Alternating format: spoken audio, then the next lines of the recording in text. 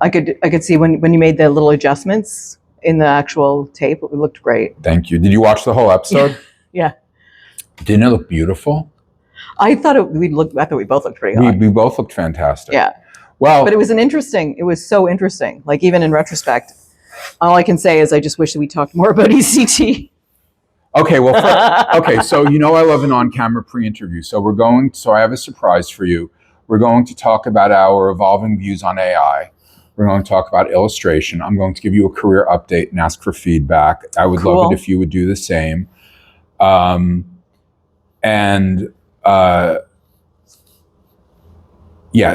what else is important to you today? Oh, by the way, I'm feeling bitter, hostile, and resentful that you didn't bring the black wig, but that just means I'm going to have to have you on for a third time.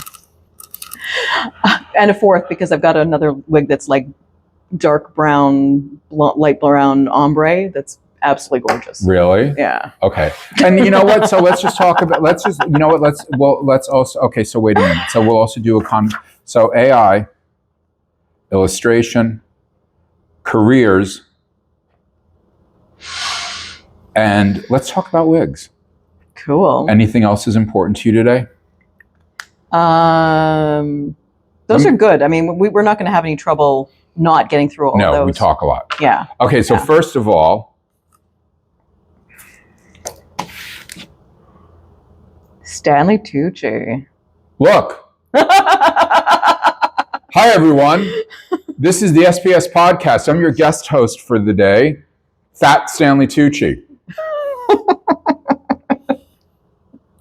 And I'm here with multimedia artist, provocateur, and innovator, Jen Frankel, making her second appearance. And let's just do this on camera. I told you I had a surprise for you. So I have delayed doing a solo episode where I look directly at the camera completely by myself. We're 25 episodes in. That was supposed to be every 5th episode, and I haven't done a single one. I'm sorry, you're going to do it now here with me? No. So I could just be the observer to No. Okay. What I'm saying is I've decided that the talking head stuff I can only sustain for 5 minutes at a time, so that's what I'm going to do for TikTok. Cool. Oh, cool. Which means I need a new co-host. So the offer that I'm making to you, and I don't want to hear a no. Can I give you a yes before I even know what the whole question is? Damn it! Oh. Okay, fine. I want you to be my co-host, but before you answer, here's what I want you to know. So my original plan was that a season would consist of 13 weeks. Okay. New plan. In my world, a season is 100 episodes. Ooh. And we're in episode 25. So look, if episode 75, your life gets too busy and you can't do this anymore, you just tell me and I'll never be able to replace you, but I'll figure something else out. But otherwise, and then we're just aiming for syndication each time. Yeah. That's how, yes. That's the old way of thinking about it. You take the good, you take the bad, you take them all, and there you have the facts of life. Oh. Okay, so anyway, I'm inviting you to be a co-host because you are so scintillating. I appreciate the adjective, and I would love to do it. Okay, great. So you'll wear a different wig every time, and I'll wear a different hat. Cool. I don't know if I'll be able to get a. Can I double up on the wig? You're going to have to eventually, but okay, I only have 5 hats. Oh, okay, good. So yeah, I think I have at least 5 wigs, and if not, I will do my hair in wildly different styles. Okay, good. Yeah. Okay, so let's objectify you more and talk about your appearance even more. Fantastic. So you posted this gorgeous photo of yourself that I commented on. Yes. Do you remember? Yes, I did. Okay, not the one with the wig. No. It was, I think... It was one I'd taken of myself sitting at the cafe waiting to see So why is that not your profile pic on every platform? It doesn't look good small. Yes, it does. It looks okay. Because, I'm going to say something to you that may make you hate me. Oh, sure. I fucking hate the profile pic that you used for WhatsApp. Oh, that's a really old one. It doesn't look like you. Is it the one that's really blown out? It was clearly pre-electroconvulsive therapy. I can't remember which. Do you mind if I just take? I can't show you. It's my phone, but it's not. But you're so much more beautiful than that. Oh well, thank you. Let me take a look though. I'm really curious because the thing is I don't use WhatsApp. So if so is that why you always message me through Instagram? You know, this Yeah. is one of those insider conversations that has me wondering the same things that Whitney Cummings is always asking herself. Oh, like, it's this am one. I boring? That one. No. Oh, it's a different one? It's not that one. No, that's nice. Okay. No, the one, maybe it's your Instagram one that I hate. Okay. Now I'm really curious. Do you mind if I Yeah, go right hunt it ahead. down? No, I mean, because here's the thing. If we're not... Does it look angry? If we're not in... No, it looks pre-ECT. Okay. So here's the thing. If we're not inherently interested, then we've already lost everyone. So just take your time. Okay. Find your Excellent. Instagram. Should I actually just show people? I don't know if they can actually see this, but that's gorgeous. That's the black wig. It's very Shannon Doherty. Yes, that's exactly. Yes, I got that comment by a few people actually, which I quite love. Rest in peace. Yes. Shannon Doherty is very much like Faye Dunaway in that she was a total bitch, but she was never wrong about anything. Like, you know, like they've released... Did I say Joan Crawford? I meant Faye Dunaway. You said Faye Dunaway. Okay, good. Yeah. So here's the thing. Over the years, I've heard various audio recordings of Faye Dunaway ripping people new assholes. Oh, yeah. I've never disagreed with her. I've never disagreed with her. Well, I do really like the concept of being kind but not nice. Is that something that we talked about? I don't know. It's come up. I've seen it come up in several different avenues in the last. Yeah, couple it is weeks, coming up a lot lately. I think it's because I follow a lot of feminist threads on Instagram, and I like you anyway. Yeah, I know. It's so hard to deal with women who want to be, you know, all that. Well, did we talk about this in the last episode? The reason why I get kind of nervous and critical when my female friends immerse themselves too deeply in feminist context. No, Okay. We'll just deal with it later. Okay, yeah. You look kind of like Madonna in that one. Oh, thank you. Very truth or dare. Oh, yeah, nice. Is that my experience of the happiest, most successful women is that they refuse to think about it. Yeah. And it creates... we did talk about this. And it kind of creates this force field. So here's a question for you as a friend, someone who loves you and believes in you.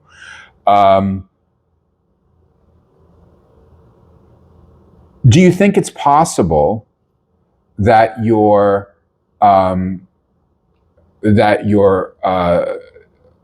identification with feminism actually produces the unpleasant experiences that you experience? No, because I actually don't have very many unpleasant experiences. But you used to. Not necessarily gender-based. Okay. I would say that I have a person who has experienced very little discrimination of any sort in my entire lifetime. Okay, that's right. Our last conversation's coming back to me. It's all coming back. And here's a rule. You have to break into song at least once today. Oh, I'd love that. Okay, great. So whenever you want. Anyway, go. So yeah, so I think the for me, the reason that I'm a feminist is because I grew up in a non-traditional household where my mother took on a lot of the male role and my father took on a lot of the female role, just in terms of emotional housework, being there for us, being the person who listened versus the person who told. I had the experience of growing up not really limited by gender stereotypes. Okay. But immediately, as soon as I walked out into the world, I saw other women and other men living those stereotypes in a way that seemed entirely unnecessary. My interest in feminism isn't nearly as much about women's equality as it is about freeing everybody from those stereotypes. But here's the thing. I don't think everyone should be freed from them. Well, it's like a lot of other things too, right? Like not everybody should be freed from religion, but I don't want to be religious myself. Right. I would find religion limiting, so other people find it freeing. Some people find stereotypes really freeing. Here's the thing. Stereotypes and social conventions exist for a reason, and I believe that your point of departure as a human being and what should be instilled in you when you're a child is till and unless you have a damned good reason to become a dissident, then just follow the rules and go with tradition. But the moment that it feels uncomfortable for you, think of it this way. Not that there's anything wrong with society, not that there's anything wrong with you, but rather that evolution requires challenge, requires difference, requires exception. And human society requires outsiders. Yes, and that it's a blessing to discover that that's your calling. Yep. And when you're doing it, you're not doing it as a fuck you to society, you're doing it almost as a gift that may be unappreciated the entire time that you're alive. Yeah, yeah. And maybe appreciated more or less depending on the current state of society, because there are definitely points in society when the idea of being different and challenging the norms is not only more acceptable but also celebrated. Yes. And then there's a backlash. Canada. So we ride. I mean, I've ridden several waves of backlash, and just in my own lifetime. Do you visit the States a lot? Not very much. Okay. Yeah. I have to tell you something. As someone who's been here since 2010, right, it feels so much more conformist than it used to in Canada. And so I moved here January 1st, 2010. I only visited once in 2014 the States. So I don't know if what I'm experiencing is global or Canadian. Right. I'm also going to go out on a limb and potentially annoy you by saying that to a tremendous extent, the transgender phenomenon that we've been experiencing for the past decade does not seem progressivist at all, but rather incredibly traditional conservative, in that I know what you mean. In that tomboys can't exist. Yeah. Well, yeah. And I've often said that when the idea of being non-binary started to really become because it really took off maybe 4 or 5 years ago, and I've noticed that there's been a great downturn in the interest in being non-binary. Yes. Even among people that were the quickest to embrace the idea. Yes. Because I've always said that if I had the opportunity to be non-binary as just a matter of course when I was younger, I might have chosen that. But the very fact that I was female and there was no way out of it, I guess this is again what you're talking about. No with the exit. Idea of, yeah. It's very existentialist. Yeah, so it meant that that I wanted to stretch the boundaries of what it meant to be female. Yeah. Which is where my feminism comes from. It's also where my understanding and acceptance of the idea of being non-binary, being transgender comes from as well. Yeah. It's the idea that if other people are going to label you, sometimes fighting back with another label yourself is the only way that you can actually make yourself understood. Well, did I tell you? Because just saying I'm not that gets really tired after a while. Yes. So here's the thing. In terms of sex or gender, because to me they're not different. I think we disagree on that point. To me, there's man, woman, trans, which I view as, it doesn't matter to me that nature doesn't, it doesn't matter. Okay, so if you're transgender, it's a choice and it's a lot of work. Yes. Yeah. I don't care. It still is, to me, this magical shamanistic sexuality in that you have certain experience of both. Yeah. Right? So it is its own thing. And remember I promised you that if you would just relax a little in terms of Donald Trump's presidency, that I would be the first one to say when I disagree with my team's policies. Right. So since the last time we spoke, there was an executive order that for the sake of federal employees in the United States that there's only 2 sexes. I don't agree with that. To me, there's 3 and arguably 4 because there's also intersex. Right, right. And I don't think, just as I don't think gays should be. I think sometimes there should be unknown. I'm not sure, and it's none of your damn business. No, well, okay. So my quad is male, female, trans, intersex. Right. And then in terms of sexuality, because I like the clinical terms, there's homosexual, heterosexual, indecisive, and unknown. Right. That's all there is. Because the thing is, the thing is, religiously and biologically, and also in terms of astrophysics, I do see there being dualities, but every sophisticated appreciation of duality, most brilliantly manifested in the yin-yang symbol, acknowledges that everything contains elements of everything. And going back to the way that you were raised... Well, nobody really thinks that black and white... Well, sorry, I'm not going to say it that way. What I was going to say is that black and white is always an uncomfortable duality, and shades of gray is always more true to life. Black and white is not uncomfortable for me. I love the cleanliness of it. The thing is, so people who are artistic usually end up with this antipathy towards categories, boundaries, etc. Or they go the other way. I mean, they go into so many categories that the categories are meaningless because... But for artists who do that, I don't really think they care about the categories. I think it's like a subtle fuck you because we'll just come up with a category for everything. It's almost like unintentional performance art. Right. But I am my own category. Yeah, but you're a real artist. Like, you're a real artist. Oh, thank you. Okay? Like, the way that you do your work, the way that the inspiration comes to you, the sort of things that you've put out there, you're such an artist. And I don't think it's because I'm not an artist like you. I'm almost more of a crafts person. That's cool though too. And so for you, you have to have that openness. So I can make jokes about our political differences, but the fact of the matter is, when you have that much creative energy in you, you don't get to decide what your politics are because you're only one brain. It's true. Okay. Yeah. So, but for me, I do like categories, and I do see things. Well, I have to. So here's a secret: I don't see things dualistically. I usually see things as black, white, exception.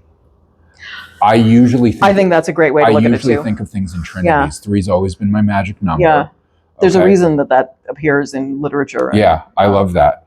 I like that too. Oh, really? Well, we should start a new religion. The idea of there being everything on a continuum that goes in a straight line. But you went, When I mean, it's 2 dimensions. Nothing in my world is 2 dimensions. Yeah, it's so interesting because William F. Buckley, the snooty, a conservative, what progressives very often said of him is that he's gone so far right that he ends up being left. Yeah. Milton Friedman. And you get that with a lot of people on the left too, who go so far into the like deep weeds of the left that they end up being libertarians. Yeah. So so that brings up a great subject because I saw a trigonometry. We're not on any of the subjects that we've got on the list, have we? Well, we have an hour and a half to fill, so that's fine. That's good. But so do you know the podcast Trigonometry? No. Okay. So I love it. I do know the concept. I think that if we're going to, use conventional labels, it's center right. They had on a hardcore lefty. Oh yeah. A trans woman who transitioned 20 years ago. Okay. Definitely a harder time to do it. Comes from the tech world. Okay. Really, really dedicated to the leftist cause. And I fell in love with her. Amazing. And the point that I want to make, because, our different political opinions come up so often in these podcasts and the conversations we have off camera, is I really, really desperately in the United States and Canada want there to be a really, really strong left wing. I would like to see that too. Because my observation of the world is that no matter how correct you are, living in an echo chamber where you're winning too much, and you will turn into a monster. Yeah. But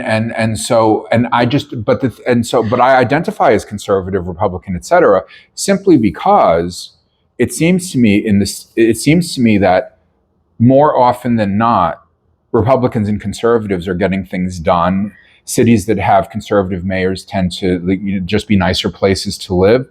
but I'm very, very concerned by the lack of really strong left-wing politicians, because I like that. And I also, in my life, have gone, and like, if I had to jump ship right now, right? Like if Donald Trump kept putting out these, because I'm not really a loyal person that way. Right. Like I want to. So if I start hearing stuff that I don't like, I will jump ship. But where the hell am I going to jump at this point? I think that's a real. Is that a problem for you too? I think it's a huge problem for people in Canada. Yes. Because people who are genuinely left-wing, socialist, all the like loving the earth, everything like that, they do have a really good home in the Green Party, but the Green Party isn't viable. It's not viable as a major power, and the NDP sadly seems to have become a party of corruption committees. Oh. Well, which is not much worse. It's not much better. It's the same thing, isn't it? Well, it's. I was hearing even from people that, like, even 15 years ago, that were high up in the party, that a lot of it was about who's been there the longest. It was very much like the problems that you see when unions get corrupt. Yes. And the left works when it's about the individual. The right works when it's about the individual as well. So we're actually on the same political side. See that, and that's one of the reasons that I don't hate you for loving Trump. Well, here's the thing. So you could imagine a political. What are you doing on your phone? I'm looking up a song to sing. Okay. All right. Well, that's acceptable. While you look, I'm going to speak directly to the camera. Hey, everybody. So there's lots of different ways to think of the political spectrum. So right now it's left to right. But I don't really know if that's useful, because over the course of the past 200 years, what's considered left and what's considered right has flip-flopped a few times. What if we had a political spectrum that was authoritarian to libertarian? What if we had one that was pro-capitalism, pro-labor? How about collectivist versus individualist? Yes. So there's lots of political spectrums, in fact. Yep. And I think it's time that somebody design a graphic that's as brilliant as the yin-yang symbol, that shows all of the action. Because yes, what you just said is really genius. Well, I mean, and not just because we'll talk about that later. Well, no, but I talked to a guy who was really upset with the idea that Carney's Liberals had gotten in Canada, and was really upset with the idea that why? Because he was a Liberal who wanted somebody else? No, because he's a dyed-in-the-wool conservative. Okay. But the things that he believes the party stands for are not the things that I see the party standing for in terms of what the party actually does. Okay. So he believes that the party stands for individualism, individual choice, freedom, all these things that I see. Wait a minute, which party? The Conservatives. Okay. So for him, when the Conservatives aren't in power, he doesn't feel like he has freedom.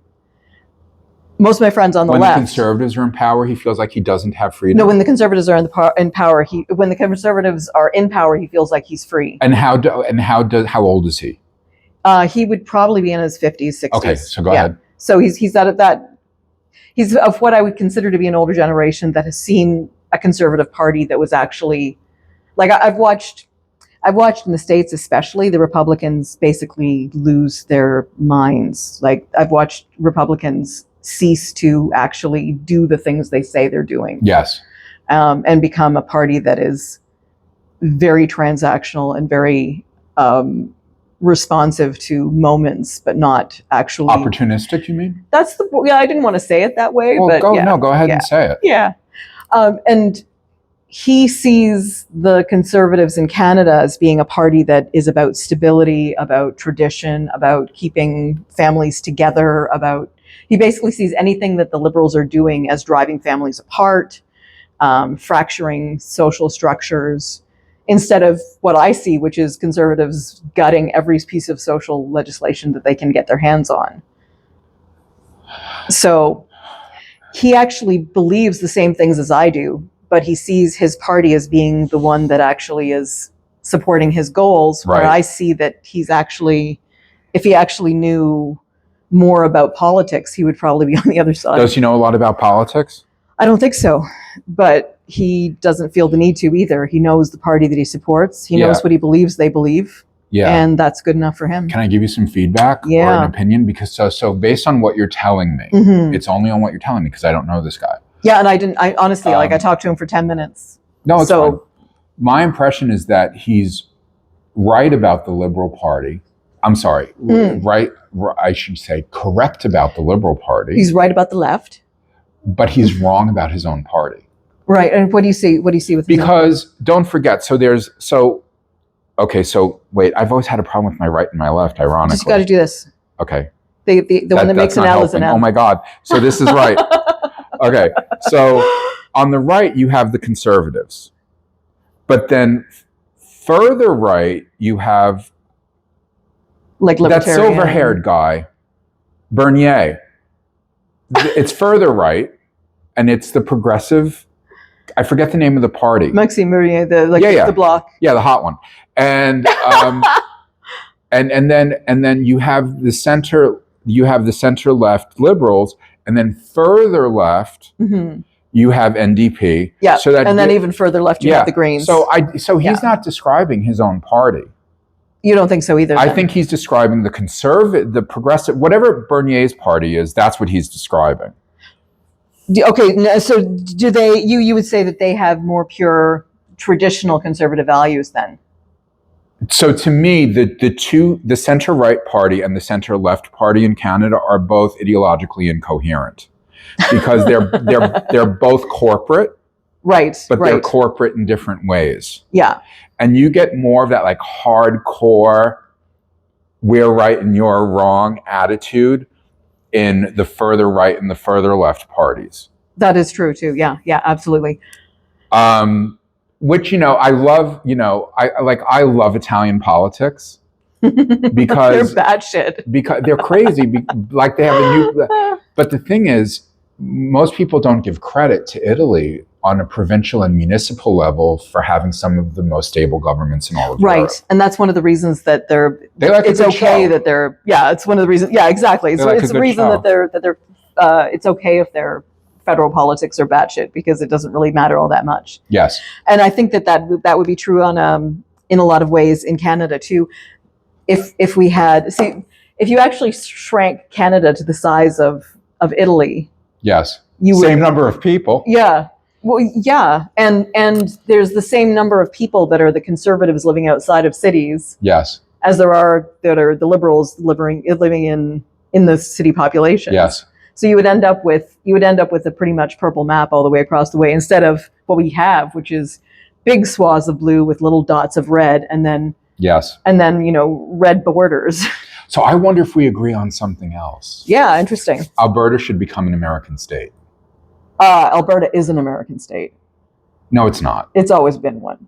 In terms of attitude? But I think that, I think that it's always, the problem is that it's not, the politics of Alberta writ large are not necessarily the politics of everybody who lives in the province. Yes. I think you'd find that they're if anyone suggested that they did become a state, there would be a big backlash. Of course. But I honestly, I wouldn't see anything wrong with, I would redraw the map so that, you start in you sort of take a big scoop from just like Maryland, Virginia, all the way up into Ontario, maybe Ontario stays part of Canada, and then you just kind of dip up a little bit, and the south part of Manitoba, Saskatchewan, Alberta can all go to the States, and then we get California. Oh, so that's what we're going to do now? Okay, fine, let's redraw the maps.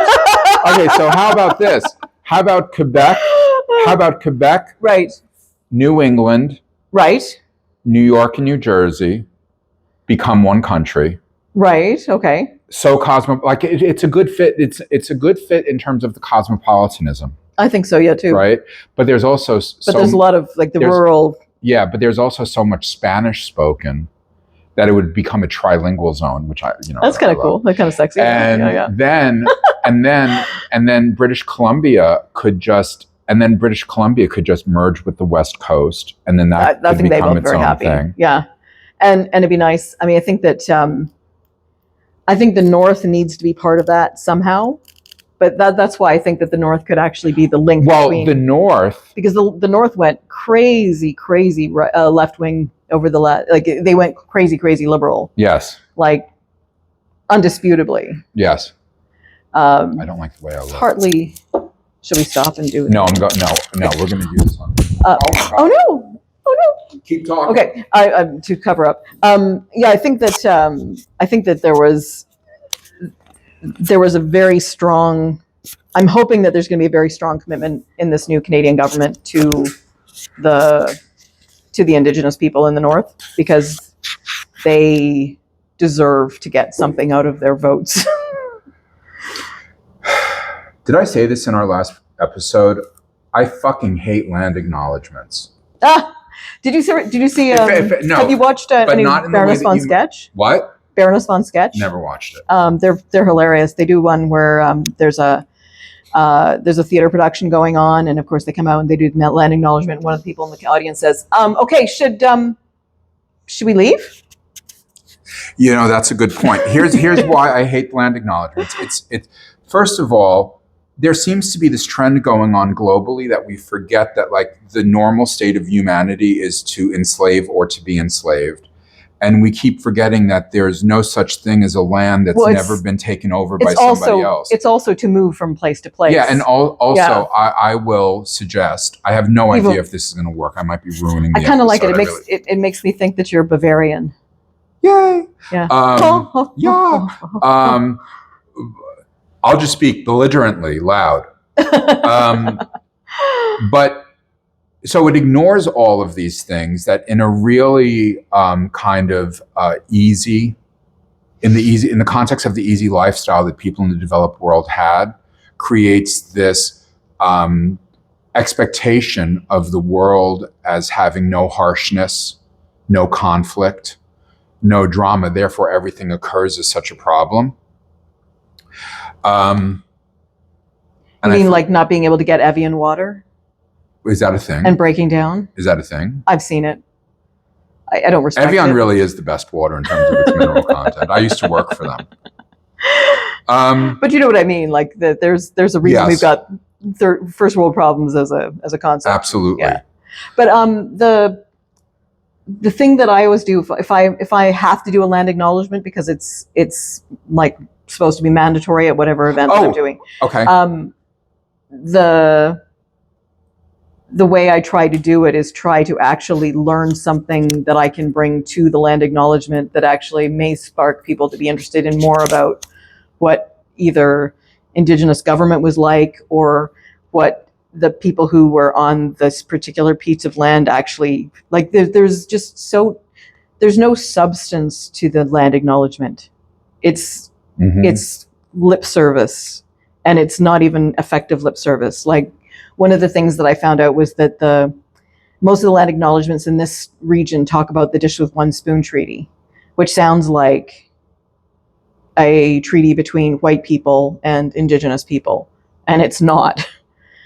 And it's the stewardship agreement that different Indigenous tribes in this area had with each other to actually keep the land functioning. And so to know that's a really is already more important and already more interesting and already more likely to see. I don't think that people listen to land acknowledgements, especially not anymore. Well, they're written really badly. Well, and they don't contain anything that sparks interest. And I think the only thing you can do, especially as like a white person giving an acknowledgement, like that basically comes out as, hey, our bad.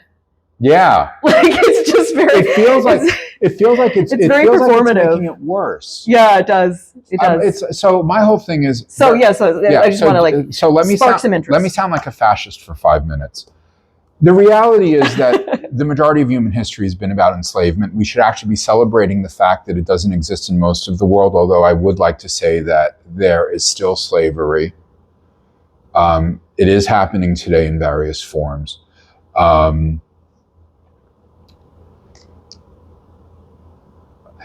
There's two problems with land acknowledgements as far as I'm concerned. The first problem is that is it's exactly what you said. I'm in total agreement with you. If they were more about the culture that had existed before it was wiped out, the actual structure of governance was really interesting. Yeah. And apparently effective for at least a while. So I'd like it to be more about that history that we don't know. Yeah, or what we've lost because we wiped it out. More importantly, my whole attitude is, I don't want to hear the land acknowledgement. Put your money where your mouth is and give the land back. Exactly. Yeah, and that's the other thing. Which I don't think would be a bad idea. I don't think it would be a bad idea to at least live up to the treaties. Because here's the thing. I believe that we're in like a 6th or 7th wave of civilization. I do believe that we've been wiped out a few times, that human beings have existed much longer.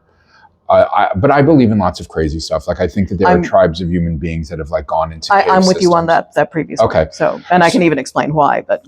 Please do. Oh, right now? Okay, I'll finish. And then you finish the nuts.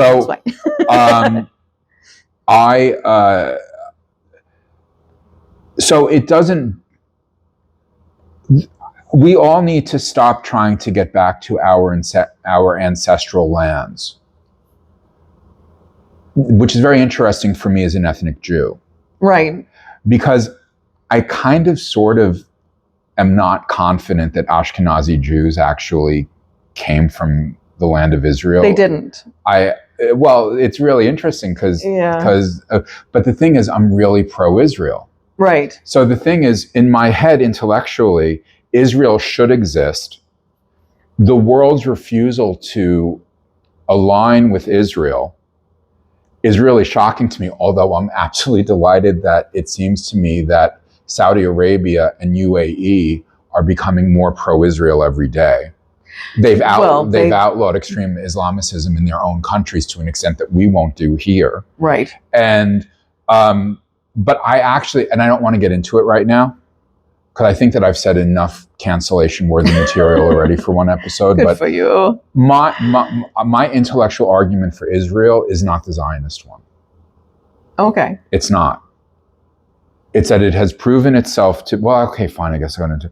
So it's proven itself to be a remarkably effective, advanced, innovative country that can do everything, including providing ample drinking water to a country where there's no... Well, which is why I think that you should be just as horrified as anybody else with what's going on right now, because that barbarism is not becoming to a civilized nation. You're talking about what's like the attacks on... I'm talking about decimation, about actually deciding that for every Jew that's been killed, you might as well kill at least 10 people. I don't know that that's true. Let's talk about wigs. Yeah. No, we already talked about that. So, no, we're getting off that subject because it's very interesting, but I'm not prepared to talk about it intelligently. It's, I can't even imagine many circumstances where anyone could have to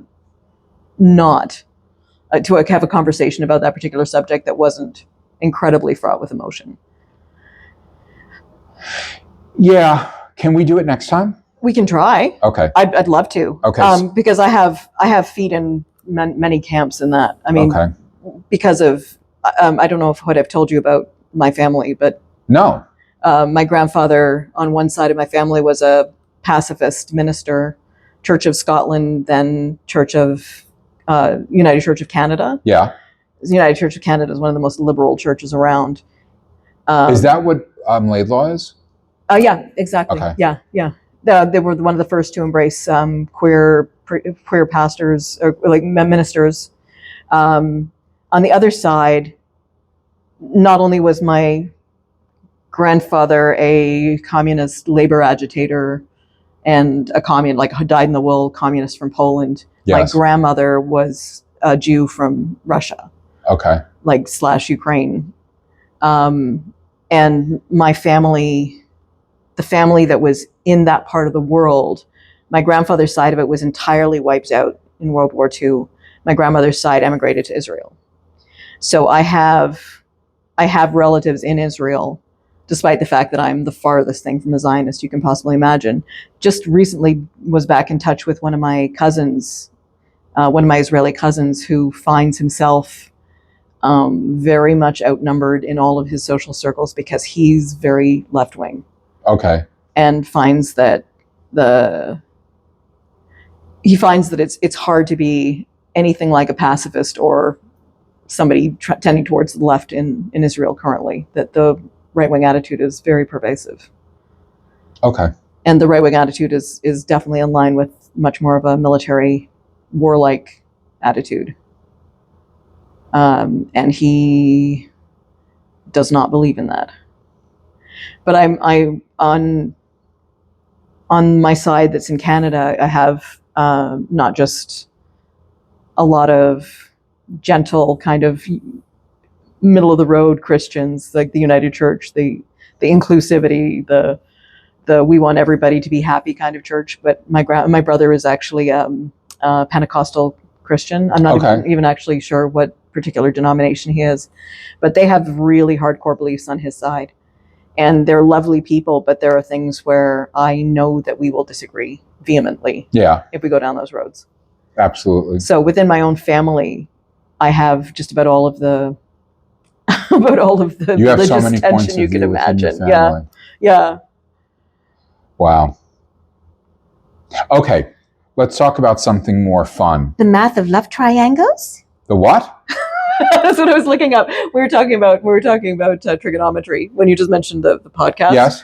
I got thinking about this great show. Oh, it's not trigonometry, it's trigger. Trigonometry. Like oh, trigger that's warning. Great. Isn't that it's like the word itself is so fantastic. That's so good. I like that.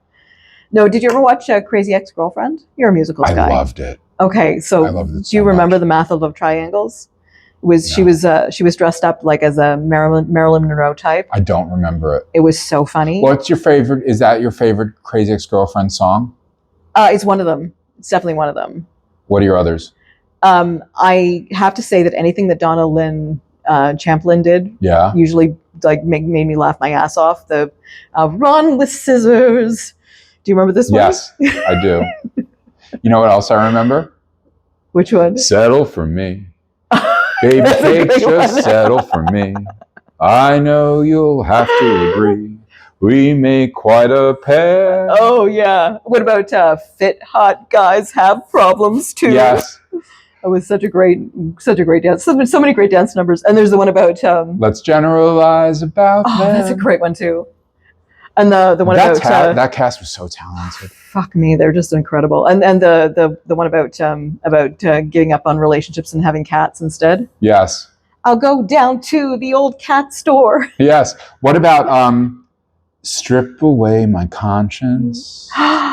Yeah. Yeah. Yeah. Two full-on musical numbers in every single episode. I mean, it was heaven. And then you know what that show also had going for it? Like every season had a completely different opening sequence, and they were all charming and wonderful. Yeah. Yeah. What I really loved, you know what else I loved? Yes, you know what I loved about that show's politics? What? It believed in what it believed in. Yeah. But at the same time, it was ruthless about making fun of itself. Oh yeah, not only that, but it absolutely doubled down on the characters that believed the opposite. Yeah. And forced you to like them. Yes. Yeah. So if somebody was like the most ruthless, capitalistic, soulless son of a bitch, you still had to find reasons to understand their point of view. Yeah, there wasn't a single person there wasn't a single character in that show. Mm-hmm. Every single character in that show came with an entry point. Yeah, yeah. Which is a really hard thing to do. Yeah, that's a good point too. And you know what that show introduced into pop culture is the phrase, it's a little more nuanced than that. Oh, really? But but it's not just the phrase that it gave to pop culture. It's also the delivery of it, right? Yeah. Because that show managed to make everyone relatable, even the people that you disliked. Well, and it also dared to turn its protagonist into a villain. Well, and it started her off as somebody who you could conceivably not like as a liberal. somebody who was very much interested in money and Yeah. But she was adorable. There was definitely that to it. Right? But she became an outright villain. Oh, yeah. Which is a hard trick to do in a series. Yeah. It's a really hard trick to do because you really risk losing your entire audience. Well, and dealing with something as specific as mental illness too. Borderline personality disorder specifically. Yeah. Which I don't think had ever been handled quite. I still don't think I've seen it handled as well in anything. But yeah, to actually have the romantic tropes and to explain them not through it's romantic, but through this person is mentally disordered. Yes. Was kind of brilliant. Yeah. Yeah. Absolutely. I really miss that show. And of course, what was the British one? The Gallivant. Did you see Gallivant as well? That is it a show? Oh, you'd like Gallivant. If you've missed Crazy Ex-Girlfriend and you need something like it. I do miss it. Gallivant's about it's basically the Knights of the Round Table, but treated the same way. So it's a knight who goes to rescue his girlfriend from the king who's kidnapped her to be his bride, and she realizes that she'd rather have the castle. And that's the jumping off point. That's basically the song. The introductory song tells you this story, and and everything from then on is this out of shape knight trying to fight his way back to having a little bit of self-dignity. Interesting. There's an Office or Modern Family style sitcom in the States that tells the stories of the New Testament. Oh, really?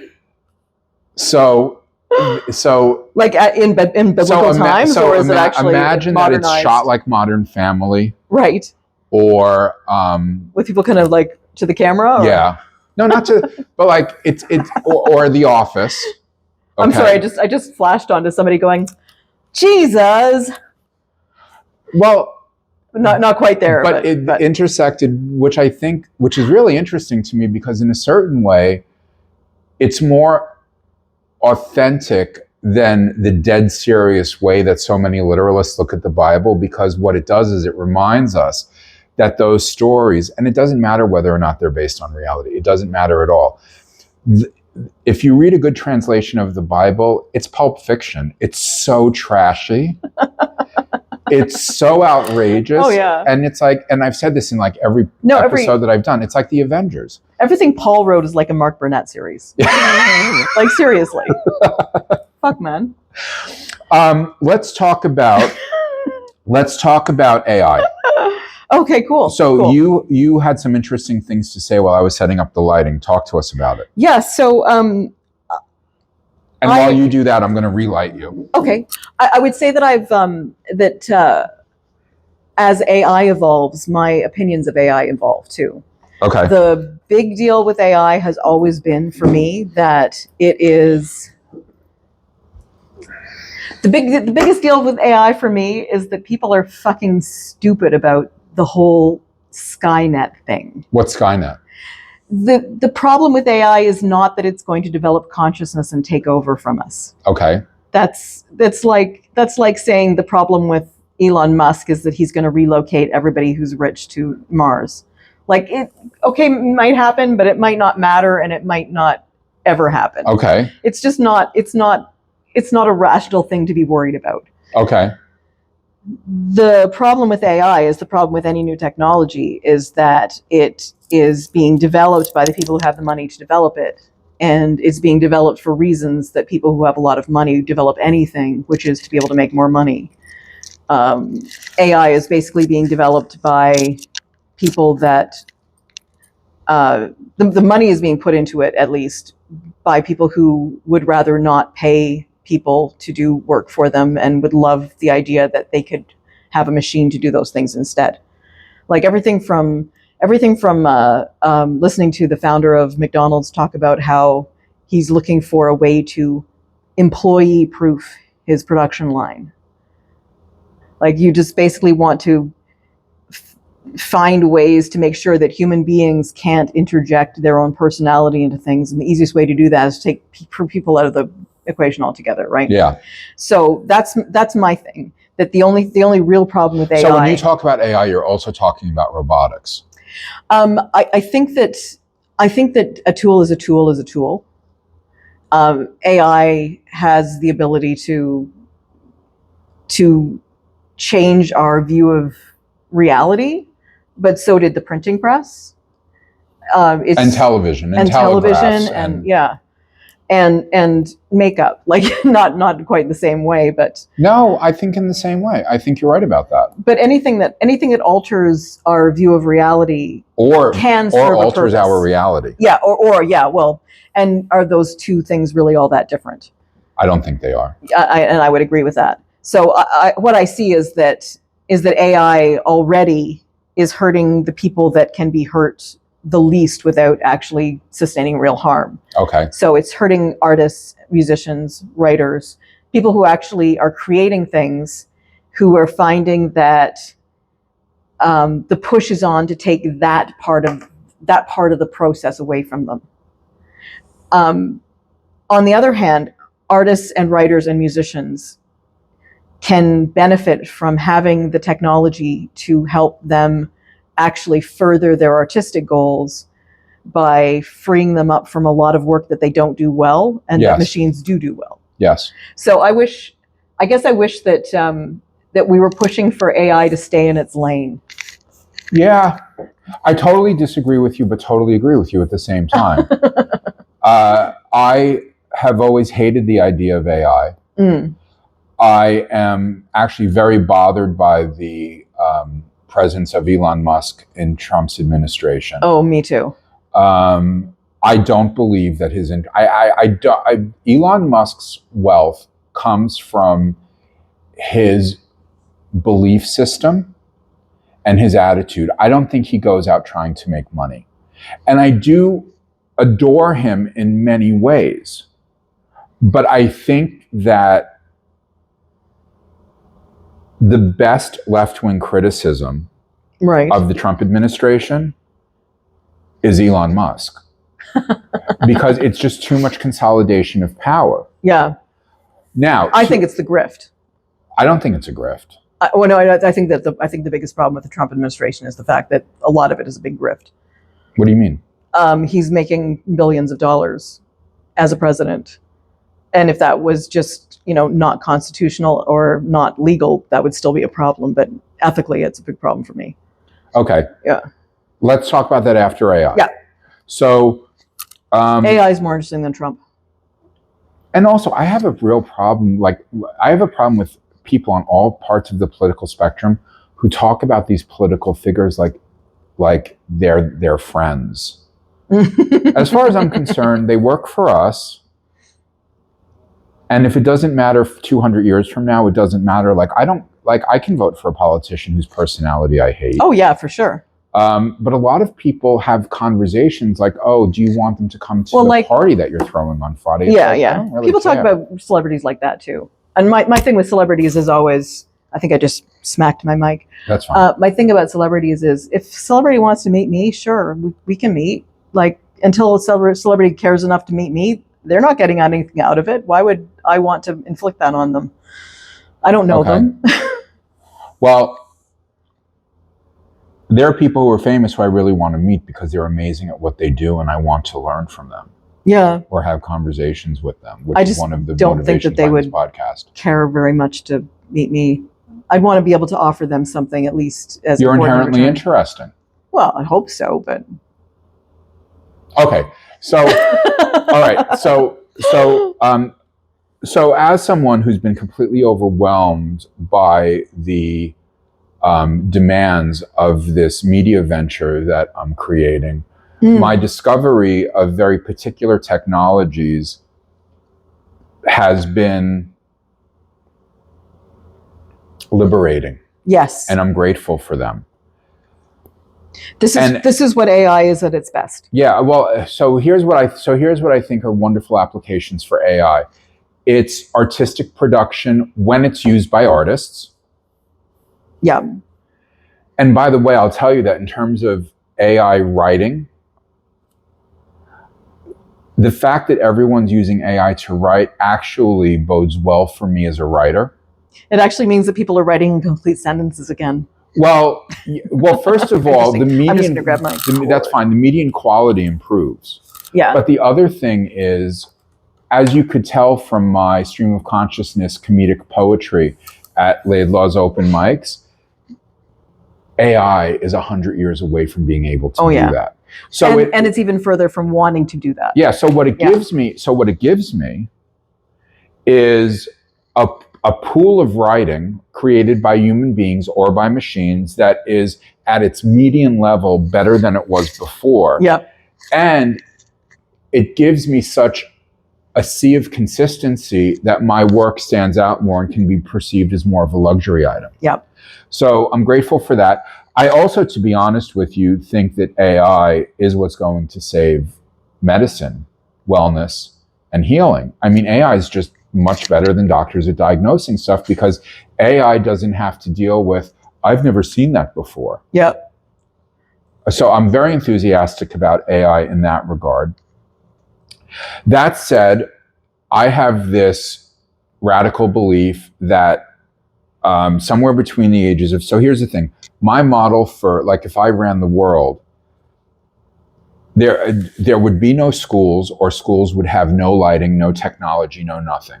It would be back to nature because you can't, you know what I mean? Like, it would just be like a very sensory embodied experience. I would like to see people to learn things like how to use a balance, like checkbook. Like, not a checkbook. That's very, an abacus. I would just like to see people learn how to count, and why to count. Yeah, so, not just how to count, but like, why do you use numbers? So my model is that since we're living so much longer and adolescence has been protracted and people are staying home longer, that children need to be, and this is the exact opposite of what I used to believe, because when I was a teenager, I at one point tried to become emancipated. When I was in my 20s and 30s, because I liked older men when I was in my early teens, I wanted to get rid of the age of consent or bring it down to 12 simply for the sake of my own sex life. Right. But now I feel that children need to be sheltered not from the consequences of their actions, but from these technologies that have potentially devastating consequences on one's neurology. So my model is that we really protect children up until the age of 17, 18, 19. Then, as we've discussed before, there's compulsory military service. Right. And I would, but I would expand the definition of what an enemy is, because the enemy might be environmental disaster.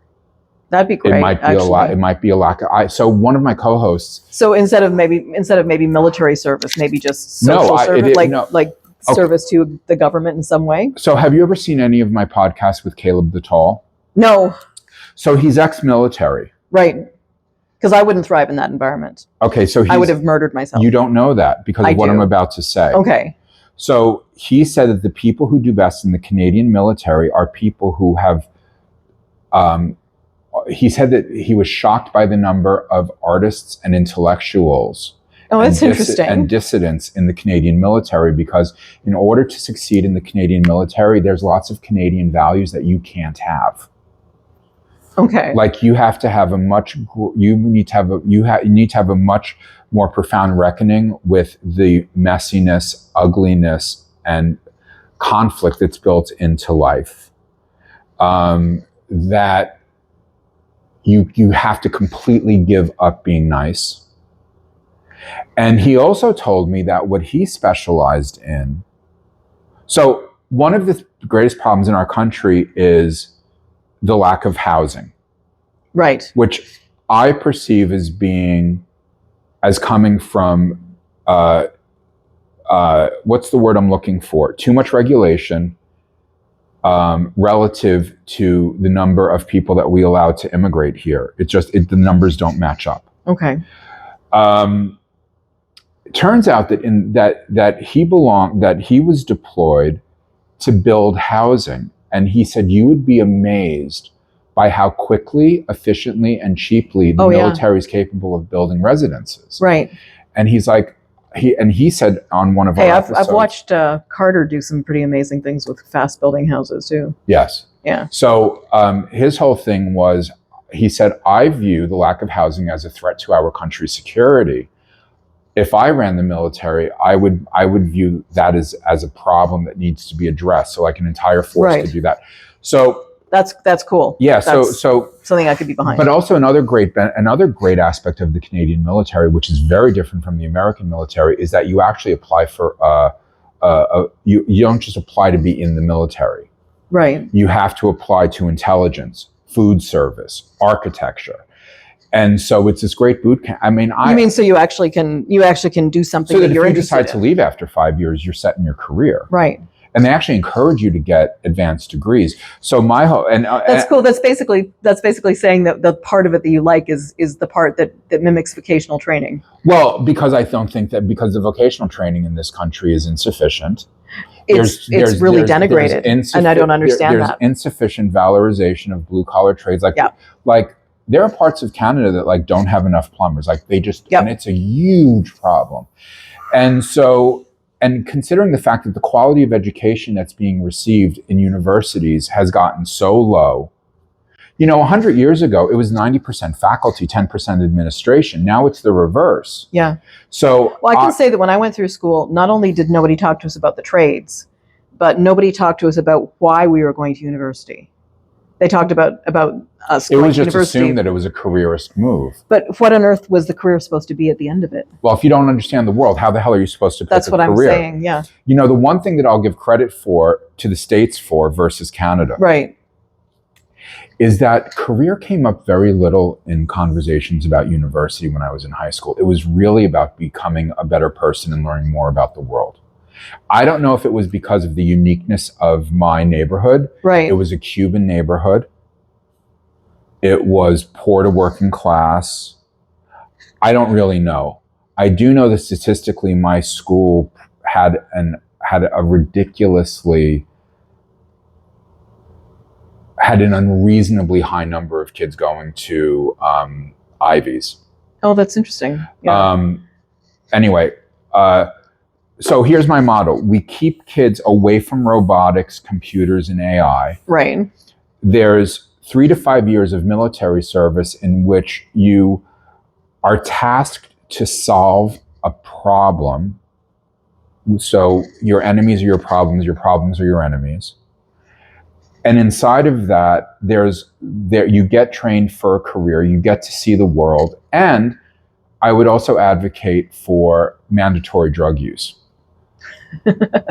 Because I think that, drugs, there's a shamanistic quality to them, there's relevant, but like they're not used properly. And also, I happen to believe that the negative consequences of recreational drug use are because they're taken too lightly, and in fact, if in the right context, could be access on one hand to mystical experience. But I do believe. But if they were taken to be as serious as they really are, I also believe that extrasensory perception exists, and I do believe that that its application is most useful in the military. That's cool too. Remote viewing and all of that. So anyway, so that's my view. Right. And then it's also in the military that you actually get acquainted with technology. So the first time that you ever use a phone or a tablet or you sit in front of a computer, it's a tool. You've had three seminars, and okay, so neurologically what happens to you when you sit in front of a screen and this part of your brain gets activated, like that's how I would do it. So, okay, so that conversation's over. So going back to AI, I love the use of AI in art, if it's the artist doing it, not someone else replacing an artist. I love it for medicine. I should probably mention that I have a point of view that I don't really think that there's anything different between biological intelligence or life and digital intelligence or life. I agree with Sarah Amari Walker. The way that we should be defining life is the ability to replicate and the level of complexity such that the future cannot be predicted by the past. So, so I can tell you where I think I want to be really glib and say there's people I know that aren't human then, or that aren't alive. Oh, I totally agree with you. I don't think everyone has a soul. We have to extend to them full grace as human beings, because if we don't, we give ourselves permission to treat people horribly, but I don't think everyone has a soul. So but my general view of AI is that it's a new life form. That Marshall McLuhan's right. We are the sex organs of the universe, and that the way that we're currently using AI is okay. So just as I have a problem with Elon Musk and others with their transhumanist ideas and their intergalactic ideas, because it's so like transhumanist, what does that mean? Transhumanism is this idea that we can be uploaded into machines, that we can live forever. It's about trying to avoid the messiness of physical reality. And I see it, and it's in the same operative world as these ideas like, well, we're going to ruin this planet, so we'll go to another one. What, and ruin that too? The ability to go to other planets is a gift and is a privilege that we should take on for ourselves once we've fixed our own problems. I'm so sick and tired of humanity's desire to ruin something new when it hasn't gotten the full value. It's having of learning kids how to save your fix marriage. things. Yeah. No, you should. Well, that's a whole other thing. That's a whole other thing. But I think that the way that we use AI, we're giving ourselves permission to treat something like a slave. Interesting. Yeah, because that's not like, I think what I was saying. So it encourages that mentality, which encourages, and here's the thing, I love entrepreneurs. I don't have a problem with people making billions of dollars. I love it. I'm inspired by it. I don't care. It's true. It's not, the way that I view the economy is that, it's true that the rich get richer, but the poor also get richer. They don't get richer the ratios are off in the favor of the wealthy, but the absolute poor do get richer. That said, the slavery thing encourages the attitude of so many corporate titans to really be anti-human. Like there's nothing. Yeah, I don't think that's something they're becoming. There's nothing in the mix about like, well, people need to have something to do. Yeah. It's like, can you knock? I mean, I would personally prefer a robotically made McDonald's burger because I don't want a strand of hair in my food. But can we please just not have the automated trucks? Can we please just let people drive? Because I know a lot of truckers, by which I mean I've had sex with lots of truckers, where there's no other job that would have them feel satisfied. These are guys who are very intense. They need to be alone. They get obsessive about one thing. They can only do one thing at a time. Yep. And I don't know. And they like lots of time to think. And if they don't do it, they would be monsters. Yep. Well, it's like people I've known who are absolutely obsessed with working out. And if they can't work out 3 hours a day, they're just miserable. I wish I could be one of those people. I sometimes wish I could be that person too. But at the same time, it's one of the reasons that I don't date excessively fit people, because I just know that I could not handle them.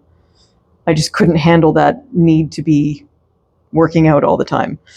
Just would drive me nuts. But I think what you're saying is very much in line with my attitude towards the part of AI that I'm uncomfortable with and the part of AI that I embrace. Because I've watched writer friends using AI in a way that you may not have predicted. And I think that the common wisdom on writers hating AI was not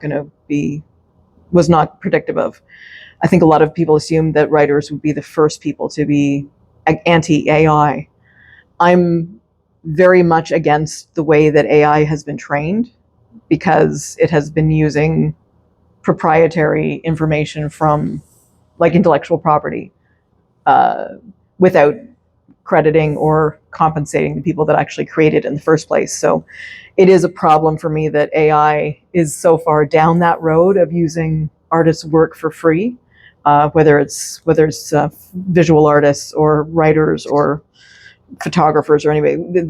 The amount of work that has been taken off the internet for free that should have been paid, that should have been compensated back to the artists, that ship has almost sailed. I'm not exactly sure how we put the genie back in the flask after that, but Writers I know have used it for things like getting AI to look at the internet and find all the stories that resemble the story that they're trying to tell and help them find an aspect of it that they want to write about that hasn't been done before. Yeah. So is what you're saying that AI is much better? It's an incredible aggregator. Yeah, but I think that what you're saying, correct me if I'm wrong, is that Bing, Google, whatever, DuckDuckGo, whatever search engine you use, right? They're okay. I'm going to start over again.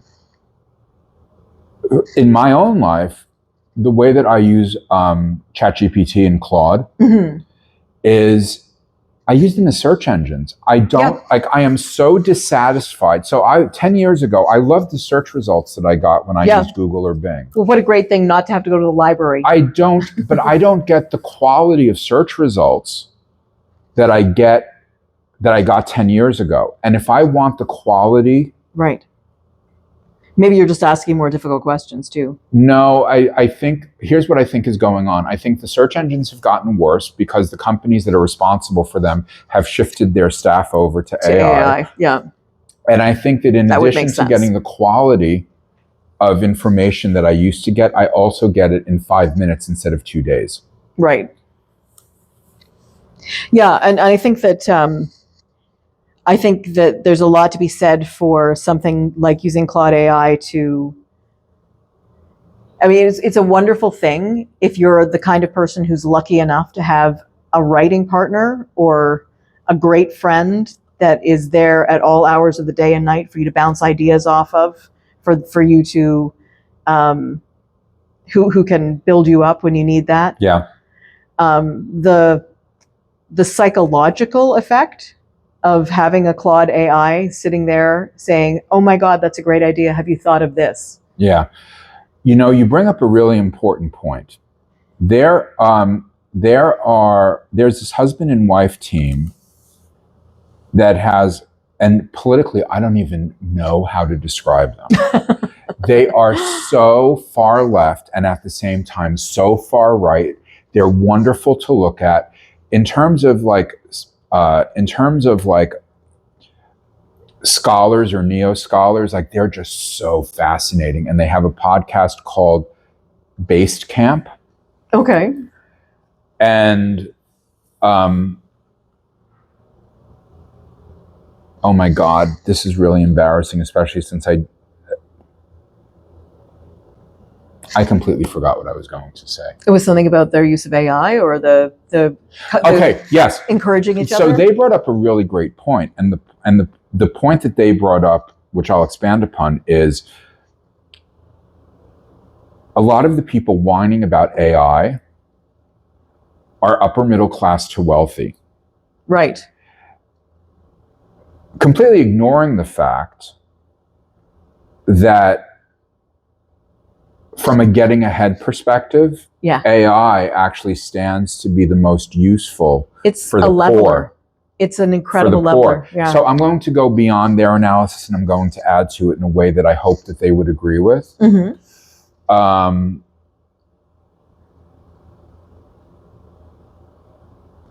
ruined my life by making terrible choices.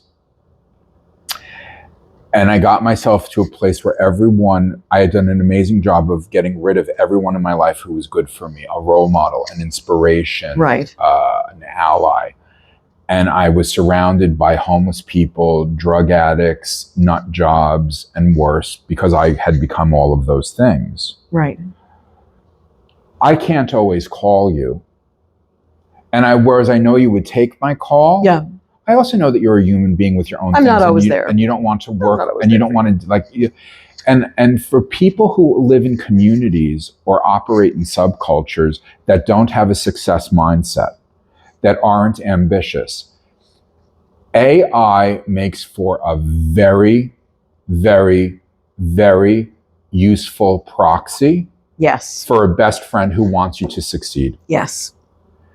And yeah, so, in a way that you can't necessarily count on a psychiatrist to do that. And I think it does a better job. And I mean, if you're not rich, who can afford to have a on-call psychiatrist. Well, here's anyway. the thing. The quality of psychiatry and psychotherapy has gone down tremendously. I'm lucky. I've got a phenomenal. I have an amazing psychiatrist too, but like we're psychologist. really okay. Yeah, I've got an amazing therapist. I can't say the same thing about my psychiatrist. You with psychology, me with psychiatry. In Ontario, at least, we're the exceptions because it's impossible to find anyone decent in this province right now. It is really hard. You know, when it comes to subjects like AI, what I keep coming back to is so there were things that I used to be concerned about. And I'm not being concerned about them, and I'm not concerned about them as much, but what I keep coming back to is the way that we raise children is completely and totally to everyone's detriment. I would probably agree with that. What I'm really in favor of, I'm at the point where it's like, you know what? I'm not going to try to change your mind. Go ahead and wreck that. Go ahead and try that. But what we really need to do is be in service of the next generation, be more protective, shield them from all of these things that they shouldn't be exposed to. Yeah. And then in a controlled, militaristic, vision questy, however you want to contextualize it, right?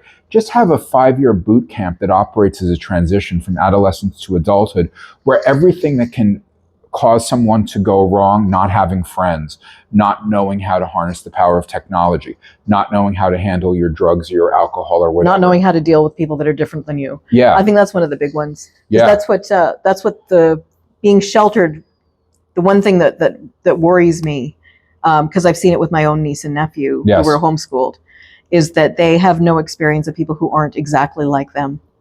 Okay. And it's very difficult for them to conceive of even... Like, I'm afraid to let them know too much about my lifestyle in terms of I don't get up at the same time as them. Like that I think already that would start to blow their minds. So who's this is being homeschooled? My niece and nephew. So their parents don't like throw them into all of the local extracurriculars they're with their church group. They're with their my brother's work group, which is pretty much his church group. Right. They don't have a lot of experience outside of that very same stable, homogenous group of people. How old are the kids? In their early 20s now, or like 19 and 20, 21. And does the church that they belong to do something equivalent to a Rumspringa, where like they have 1 to 3 years where they just experience? See, I have a problem. I have a real serious problem with that. Yeah, well, this is the thing. I think the transition, something that's transitional for them would be great, but I don't know if their parents could handle that at this point. Who cares about the parents? Yeah. My whole thing is, what about the kids? I agree, yeah. Again, my politics used to be completely different. I am totally into kids being raised inside extremely restrictive religions. I love the idea of being cloistered and protective, but I also agree that parents don't have the right to hold children prisoner. Yeah. I am opposed to the idea of parent as best friend. And if you're going to raise your kid that way, I think that's probably better than the way that we're raising kids today. But there has to be a period of rebellion. Yeah, it's interesting. Absolutely. Yeah, I mean, I just think about the way that I grew up, because I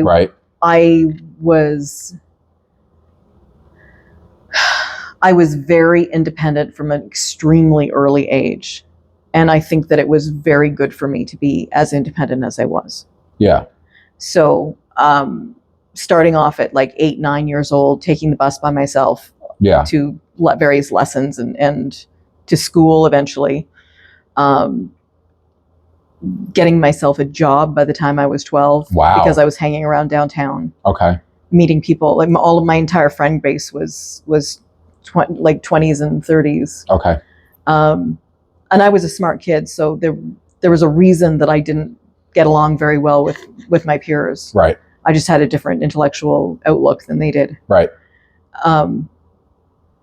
But there was almost no protection from anything in terms of keeping me safe, and even in terms of digesting my experiences with me. There was no, coming home and actually having a post-mortem on on my day, and, Yeah. and the 30-year-old that I was hanging around with, like nothing like that. Yeah. It's hard for me to conceive of a world where that couldn't be somebody's experience. Yeah. Not everybody's experience, because I don't think that was the right experience for most people, but I think it was actually a good experience for me. Well, look, it's not like I want everyone to be raised exactly the same way. I mean, your experience worked for you, obviously, because you came out so great. But how rare is that? Like, I don't think that would suit very many people I know. No, which is why, so I'm going to go back to one of the first things I said in this episode, which is, I really think that unless people have a damn good self-generated reason why, they should probably just do what everybody else does. Well, I agree. Forcing people to have extreme options is not a sensible way to live. And I think there is a certain amount. I know you talk a lot about how extreme the left has gotten in terms of identity politics and everything like that. And I think that forcing people to actually find something to identify with that isn't the norm is not reasonable.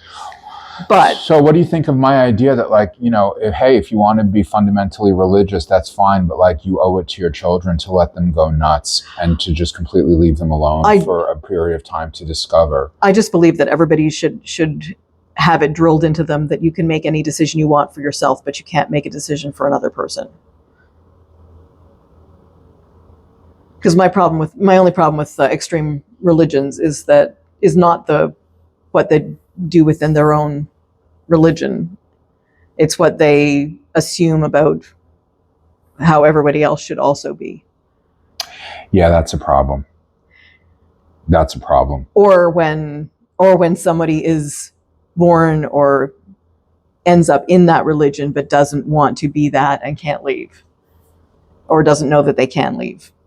Because those are just other coercive behaviors that I find. I do want a more religious world, but I want a world in which there's a 1 to 5 year period where you have to explore other things and make choices. I think that sounds great, to be honest. Yeah. I think I wanted to go back to something you were talking about earlier, though. Sure. Oh, I know. I was just this idea of the ways in which AI can be a leveler of the playing field. Yes. Which is what I like most about AI. Yeah. And I was going to make the analogy of what's happened with the Adobe suite, because when Adobe Acrobat and InDesign and Photoshop and other programs like that were made available to somebody like me, suddenly I could do things for myself, for my career, that I never could do without those programs. And for a very brief moment in time, those programs were at least accessible in terms of not being prohibitively expensive. Yes. They were an investment, but it felt like an investment that you could make. You could save up, you could buy the programs. Like it felt like a tool. It felt like a tool. Yeah, but it also was a tool that was absolutely essential, because you literally could not do the things that you want. Like, I could not publish unless I had access to something that could make PDFs for me. Right.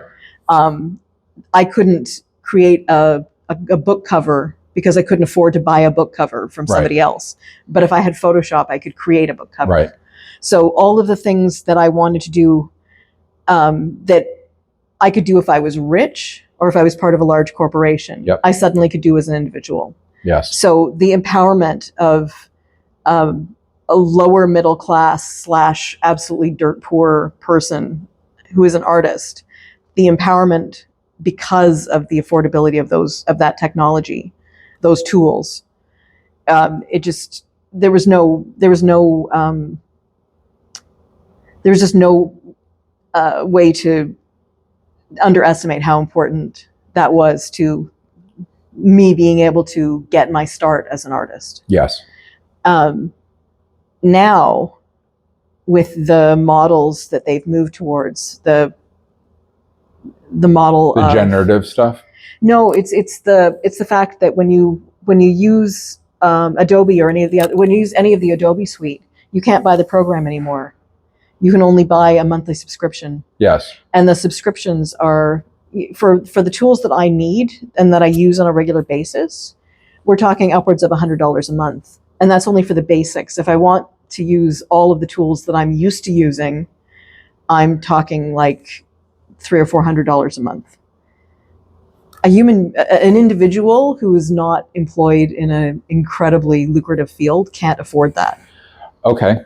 So what sorts of features for what sorts of media? Well, just the ability to. I mean, there's starting to be other, like Canva, for example, replaces a lot of the functionality of Photoshop, but not enough of the functionality of Photoshop for me to actually create my own book covers on it. Okay. Because I don't have access to like scaling, like certain kinds of scaling and certain kinds of layers, and a lot of it's there in Canva, but it's much clunkier than it is in Photoshop. Yes. Video editing, there are video editing softwares that are cheaper or free. InDesign remains an industry standard for creating book interiors. Yes. Illustrator remains an industry standard. Yes. But I'm actually living day to day worried about how much longer my 2012 MacBook is going to survive, because it's the last version of MacBook that could actually run the version of Adobe I already have. I am going to attempt to solve this dilemma for you. Okay. I don't know if it's going to work. Let's try. Okay. So, but just so we're on the same page, my problem is that the model for how things are priced, yes, doesn't reflect the needs of the people that actually need them. So the individuals who really need this technology can't afford it. The only people who can afford it are basically corporations that buy these packages in bulk. But the full Adobe package is only $79 a month. No. Yeah, I just canceled my subscription. Including which? In design, like.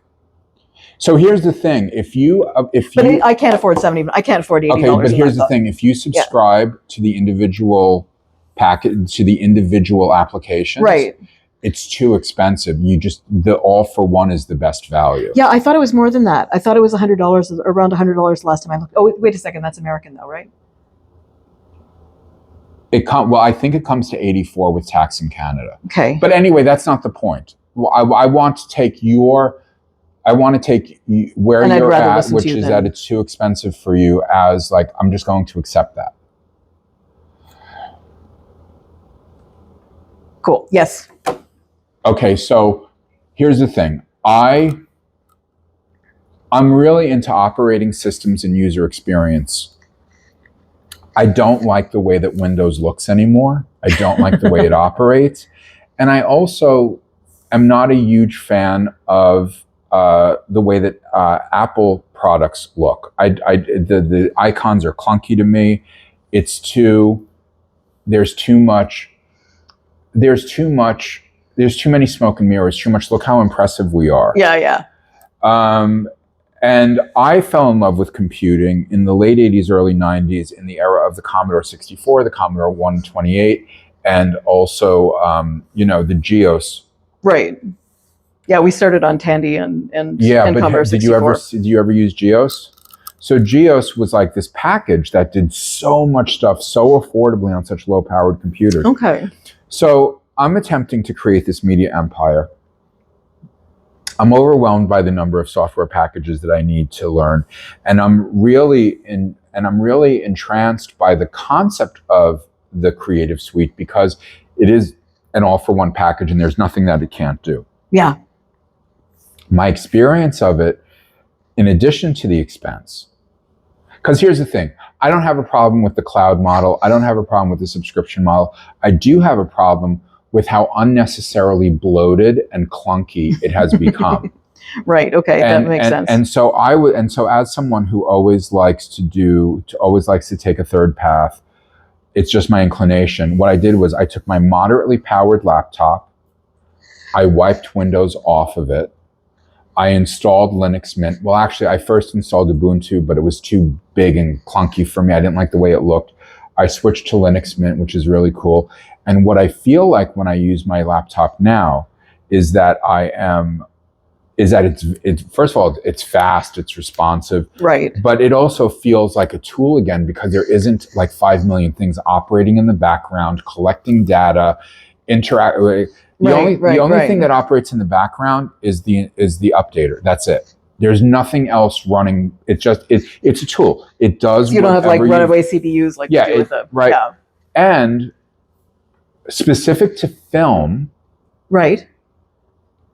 DaVinci Resolve, which was used, for example, to make Avatar. Yeah. No, is available for free on Linux systems. Oh, really? Yeah. And so what I've done is I have found really good packages that can read and write to every single Adobe file without exception. They're all free.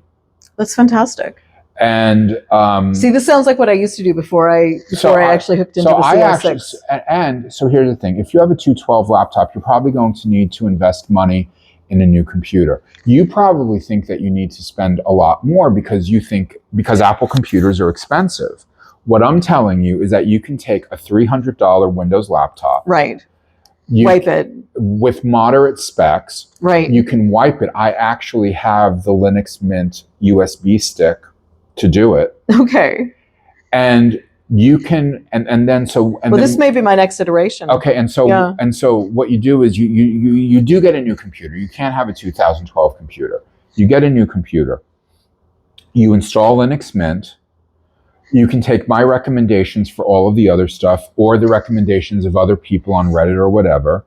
And you will be able to do everything that you do at a much lower cost. Or if you hate everything that I've just suggested and you do want to go with something have you tried, is Adobe Express full featured enough for you? I haven't used it.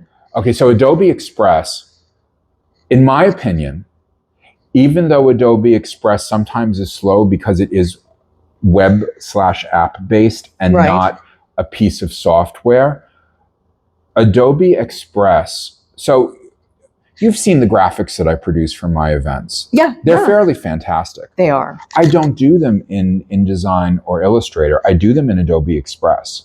And Adobe Express gives you much more control than Canva does, because Canva's market, although Canva bought Affinity, and I love Affinity stuff. That's a whole other story. Yeah. Affinity is a great package. But I happen to think that Adobe Express and Adobe Podcast, which they're not really advertising in Canada, I think it's in beta. I didn't even know they did. And it doesn't do. It's a competitor to like Riverside and Descript and all. Okay. It only does audio right now. Okay, so that's not, which I'm not interested in right now. But I want to embarrass myself in both audio and video. Absolutely. But Adobe, right now my favorite Adobe apps are Express, and if it had video podcast. They're really well designed. Well, that's cool. Okay. And you know how much in Adobe, so if you are currently subscribed to Creative Cloud. I'm not. But let's say you were. But yeah. So this is what happened to me. So I had subscribed to Creative Cloud. It became too expensive for me.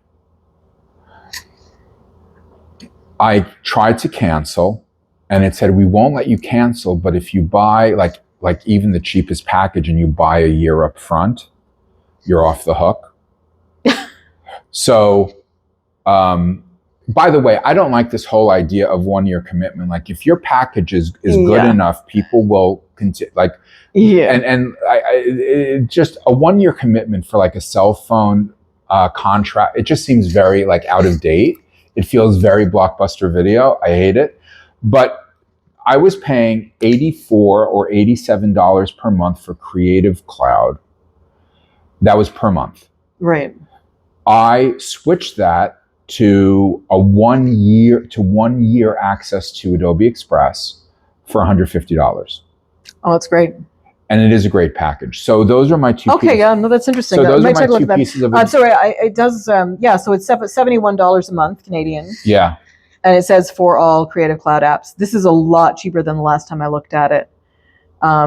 Last time I looked at it, you were getting maybe 3 apps for $100. To their credit, their pricing has gone down. Well, and they're offering 50% off currently. So like $40 a month instead. But I think the reason that they have to do that is that they know their software has gotten bloated. And they also know that there are alternatives. And Affinity is really good. I'm going to take a look at Affinity and as well. And the Linux stuff. But the thing is, you have a 2012, and Affinity doesn't run on Linux. Here's the thing: the next time I see you, I'll just show you my laptop. Yeah, I'd love to see. And see if you like the experience of it. Yeah, for sure. Because right now I'm running Logic right now because I'm doing a lot of more music than I was doing. Okay. Logic runs just fine on my 2012. Okay. Photoshop runs just fine on my 2012. InDesign, Illustrator. What other programs am I using most of the time? I'm using just a lot of web apps too. I will say this for Apple. For anything creative, it seems to me that no matter what price point you come in at, it just operates much faster than a Windows machine. It does, and it always but not seems as fast as it. But Linux is close. I haven't had any latency issues with my music yet, so that's when that's what I'd be assuming that. I'd actually like to get back on Final Cut because I'd enjoyed that, but I know that the new Final Cut looks much more like Resolve and Premiere Pro anyway. Yeah. So the interface has changed so much that it doesn't really matter. Whatever programming I start learning is going to look pretty much the same to everything else and different from what I'm used to. Yes. So I've got a learning curve, whatever I am starting to edit on. So I've been criticizing Adobe. Let's go back to criticizing Microsoft. I hate the way that what used to be called Microsoft. No, go ahead. What? So 3 Microsoft engineers are driving down the road and suddenly their car just stops working. They drift off to the side. You heard this one? No, I haven't. They try everything, can't figure out how to get the car started again. Finally, one of them says, "Oh, I know. Let's just close all the windows and get back in. It should work fine."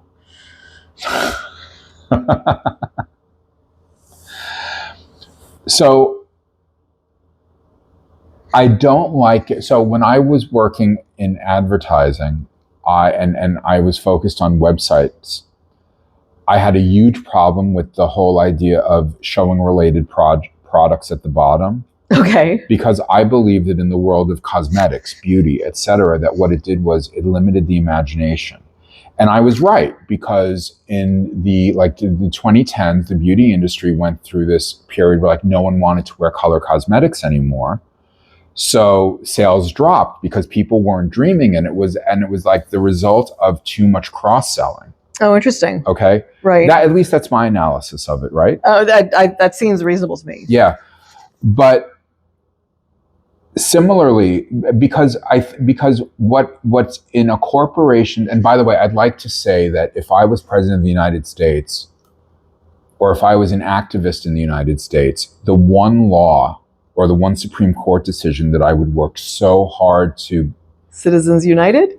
No. So in the late 70s, early 80s, there was a Supreme Court case by the shareholders of a Fortune 500 corporation. The Fortune 500 corporation had pro-civilizational items on its agenda. In other words, they weren't about building profits. Okay. They were about the way that they were building society. The way that I understand it is the British concept of a corporation. Yeah.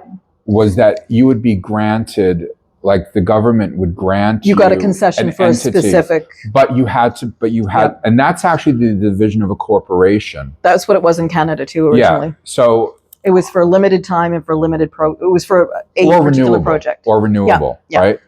But you had to actually do something. Yes. Yeah. So, it was okay to make a lot of money, but yep. Right? Because there was this mentality that the more money you make, you enhance yourself, you enhance us too. So, that's what justified the freedom given to corporations. But then in the late 70s, early 80s, there was this corporation that wanted to do things to improve the sector in which it was operating and the lives of the people. And this case went to the Supreme Court that was brought by their middle class shareholders. Okay.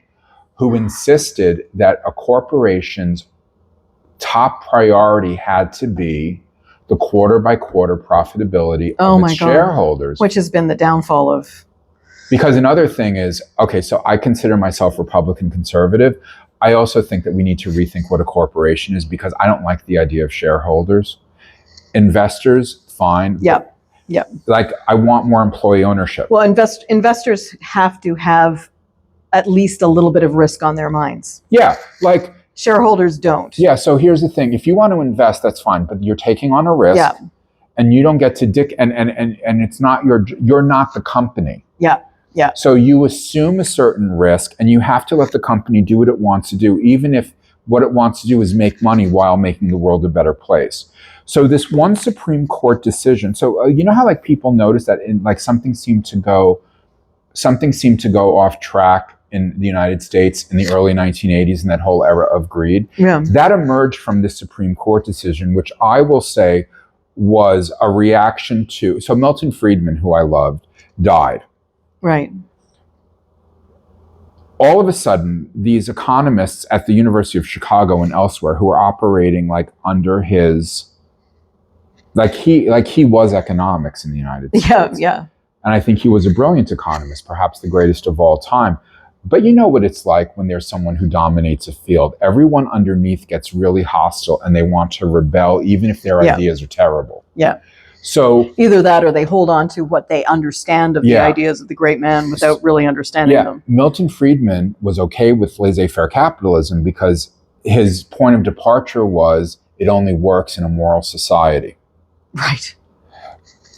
But the people who came to prominence after his death said, no, the people who make money, the corporations, get to define morality, because no one would have food to eat or clothes to wear or houses to live in without them. It was really demonic. Oh, yeah. And so Milton Friedman dies. These other people rebel against him in this very demonic way. It leads to this lawsuit, and the lawsuit leads to a cultural transformation of what we allow a corporation to do. And so that, to me, I have no idea, by the way, what this... Oh, Microsoft Office. This is my view. So Microsoft Office leads directly to demonic. My critique. Fair enough. So I love capitalism, but my critique of it is that it has been corrupted by these very bad decisions. Right. That really come out of jealousy and resentment to a great extent. even your own base philosophy that adversity and opposition make for better people. Yeah, so you can't have capitalists constantly trying to stack things in their favor. It's you can't right. you can't have regulations coming. You have to have regulations continually pushing up against capitalism, or capitalism does not behave itself. I don't agree with that, but the whole reason I brought this up was Microsoft Office. Right. So Microsoft Office became Microsoft 365, and I really hate it because, like so many things, you see, because of the time that I grew up, a computer to me is a tool. I don't want anything running in the background. Yeah. I don't want people suggesting things to me. I want to use it as a tool. Yeah.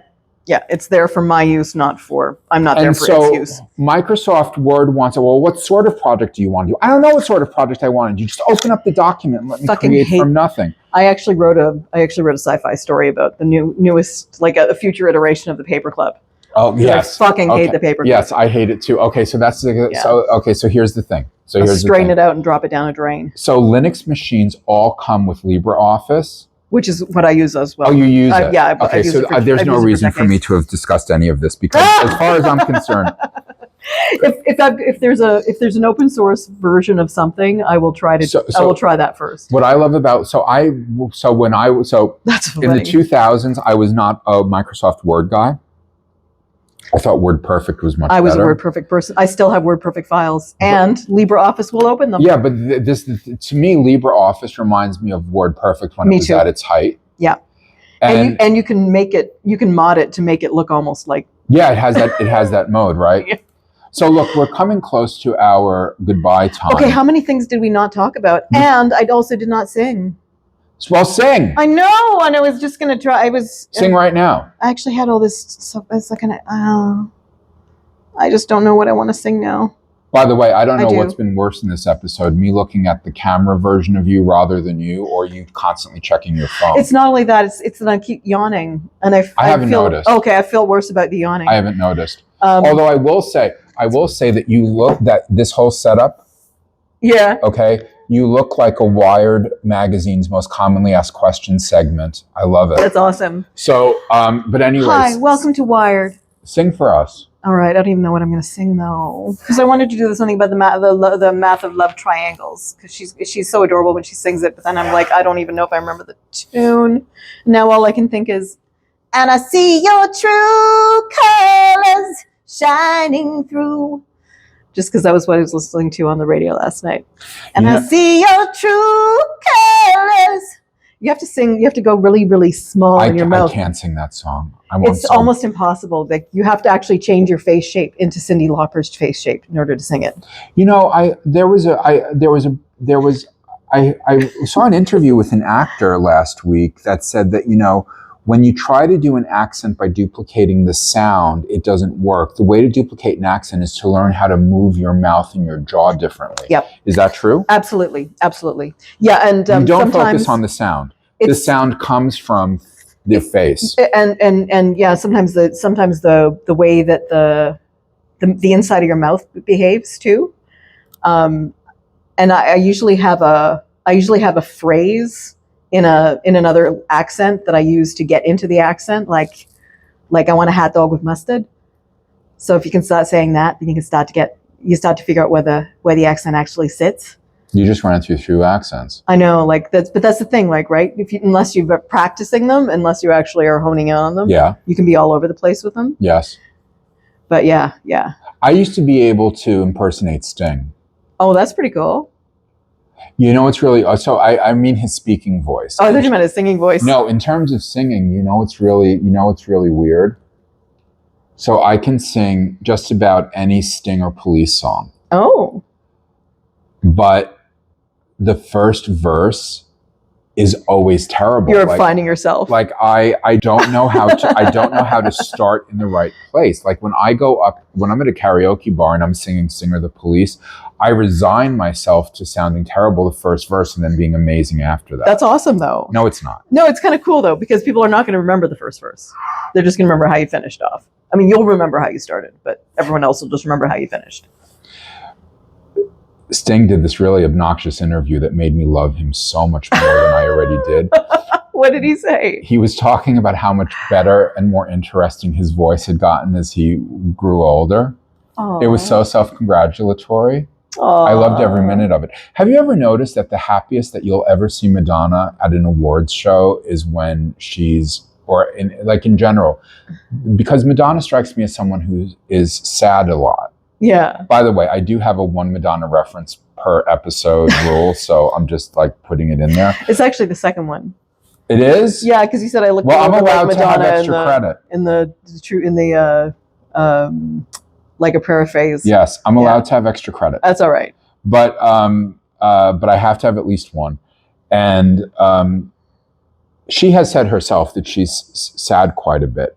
But the most happy I ever see Madonna is when she's in the presence of Sting. Oh. Aww.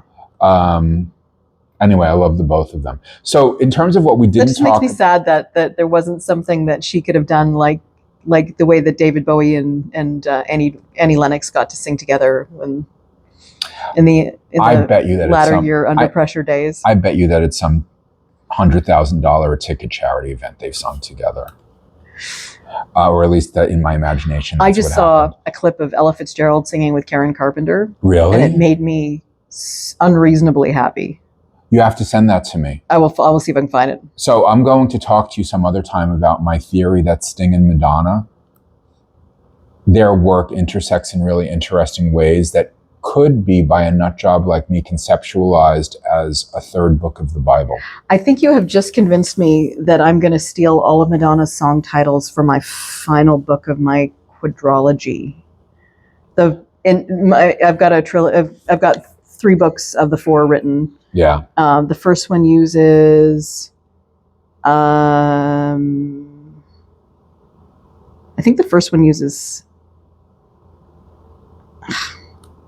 Kate Bush, all Kate Bush titles as chapter titles. Yeah. And then David Bowie is the second one, and I think Sting is the third one. I have to go back and take another look. I hope it's Sting. Yeah. I know that Madonna has good song titles. Well, that's what I'm thinking. That's perfect. Like really good song titles, like Candy Perfume Girl. Oh yeah. Drowned World. Oh, and everything. Impressive Instant. But Madonna samples a lot from the Beatles. Oh yeah. Not like samples, but like that's a whole other thing. So look, you asked what we didn't get. Look, you asked. We're on the verge of having too many Madonna. You asked what we didn't get to. So I didn't get to talk about illustration. We didn't barely get to talk about our wigs. careers. We covered everything else. We talked a little bit about wigs, not that much. Not that much. Well, people will just see them. But here's the thing: is my memory serving me that you agreed to be my co-host until you get sick of me? Yes, you are correct. Okay, so then I don't care that we didn't get to talk about illustration. We will eventually talk about everything because we'll do it next time. Okay, everybody, this has been another exciting episode of the SPS podcast. My eyes look really dilated, and I don't know why because I haven't done meth for 2 years. But we'll come back in a week or two. We're going to hang up right now and schedule our next episode. Because it's karaoke night. Yes, it is. Are you coming? I am. Okay. We have to go to karaoke. Bye, everybody.